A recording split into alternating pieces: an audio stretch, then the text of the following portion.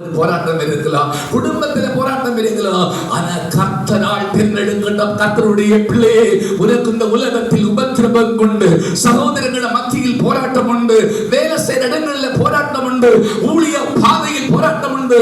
எப்பேற்பட்ட போராட்டம் வந்தாலும் ஸ்தோத்திரம், தேவனுடைய பார்வையில் நீ சரியாயிருந்தால் உன்னுடைய அந்த உயர்வு அந்த ஏற்றதான வேளையில வரும். ஹல்லேலூயா.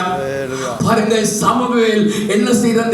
ஒரு நாள் வந்தது, ஸ்தோத்திரம், கொம்பை தைலத்தால் நிரப்பி, ஸ்தோத்திரம், பெத்லெகேமினாகிய ஈசாயிட வீட்டுக்கு போகிறான். அங்க போகும்போது ஸ்தோத்திரம், அல்லேலூயா, ஈசாயிட கேட்கிறான், உன் பிள்ளைகள் எல்லாவரையும் ஸ்தோத்திரம் ஆயத்தப்படுத்தி பரிசுத்தப்படுத்தி கொண்டு வர வேண்டும். அந்த வசனத்தை நான் வாசிப்போமா?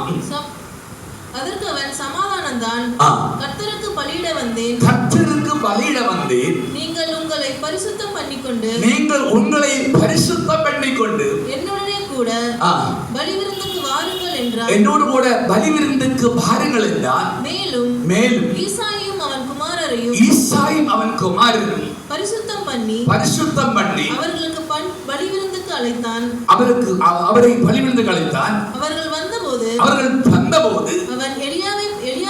அவன் எலியாவை பார்த்து கர்த்தரால் அபிஷேகம் பண்ணப்படுபவன் இவன் தானா இருக்கும் என்றான். கர்த்தரால் அபிஷேகம் பண்ணப்பட இவன் தானா இருக்கும் என்றார். கர்த்தர் சாமுவேலை நோக்கி, நீ இவனுடைய முகத்தையும் இவனுடைய சரீர வளர்ச்சியும் பார்க்க வேண்டாம். நான் இவனை புறக்கணித்தேன். மனுஷன் பார்க்கிறபடி நான் பாரேன். மனுஷன் முகத்தை பார்க்கிறான், கர்த்தரோ இதயத்தை பார்க்கிறார். ஹல்லேலூயா. பாருங்க, இந்த இடத்துல பார்க்கும்போது ஸ்தோத்திரம், ஈசாயிக்கு 7 குமாரர் உண்டு, ஸ்தோத்திரம் 8 பேர் உண்டு. ஆனா ஒருவன் ஆடுகளை மேய்த்து கொண்டே இருந்தான். ஹல்லேலூயா.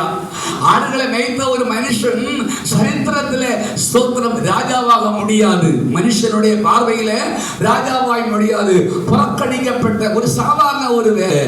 ஆனா ஸ்தோத்திரம், மூத்த 7 சகோதரங்கள் தகப்பன் வீட்டில் இருக்கிறவங்க, ஸ்தோத்திரம், அதை சவுளுடைய பட்டாளத்தில் மிலிட்டரி வேலை செய்யறாங்க. அப்படிப்பட்ட இந்த 7 பேர்ல இருந்தும் ஒரு ஆளை செலக்ட் என்று சொல்லி தகப்பன் பார்க்கும்போது கர்த்தர் சொன்னாரு, இவர்களை தேர்ந்தெடுக்கவே இல்லை. ஹல்லேலூயா. ஏன் தெரியுமா? ஸ்தோத்திர, வருஷங்களுக்கு முன்பாக ஆடுகளை மேய்த்து கொண்டு இருக்கும் போது, தேவனை மையப்படுத்தி கொண்டு இருக்கும் போது, வனாந்தரத்தில் துரித்து கொண்டிருக்கும் போது பரலோகம் ராஜாவாய் தெரிந்து கொண்டார் தாவீதை. ஹல்லேலூயா. எத்தனை பேருக்கு விசுவாசம் இருக்கிறது? ஹல்லேலூயா. கர்த்தர் உங்களை தேர்ந்தெடுத்திருக்கிறார். எத்தனை பேருக்கு விசுவாசம் உண்டு? 2 கரங்களை தட்டி கர்த்தரை மையப்படுத்துவோம். கர்த்தர் தேர்ந்தெடுத்தால் எந்த மனுஷனும் உங்களை புறக்கணிக்க முடியாது, எந்த மனுஷனும் உங்களை மாற்றி நடத்த முடியாது. கர்த்தர் தெரிந்து கொண்ட கர்த்தருடைய பிள்ளை, நீ ஒரு நீதிமானாய் இருப்பாய், நீ ஒரு பரிசுத்தவானாய் இருப்பாய். உனக்கு விரோதமாய் எந்த சத்ரு வந்தாலும் அந்த சத்ருவுடைய அம்புகள் வாய்க்காதே போகும். ஹல்லேலூயா. அந்த சத்ருவுடைய ஆயுதங்கள் ஒன்றுமில்லாதே போகும். பாருங்க, அப்பொழுது அந்த இடத்துல உன் பிள்ளைகள் இவ்வளவுதா என்று சாமுவேல் கேட்கிறார். ஹல்லேலூயா. இனி அடுத்த வாசகம் வாசிப்போமா? உன் பிள்ளைகள் இவ்வளவுதானா என்று. உன்